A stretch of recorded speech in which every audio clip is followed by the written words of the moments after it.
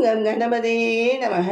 அனைவருக்கும் அன்பு வணக்கம். விஜயதசமி ஒரு வெற்றி திருநாள் ஆகும். விஜயதசமி தீமையின் மீது நன்மையின் வெற்றியை குறிக்கின்றது.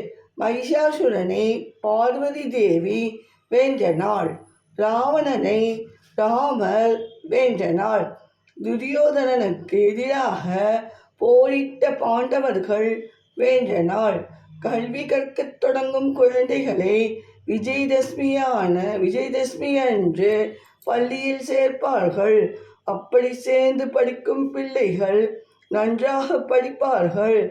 அவர்கள் எதிர்காலத்தில் பெரிய சாதனையாளராக வருவார்கள் என்றும் நம்புகிறார்கள். அதுபோல விஜயதசமி அன்று புதிய தொழில்கள் தொடங்கினால் நல்ல லாபம் நமக்கு கிடைக்கும்.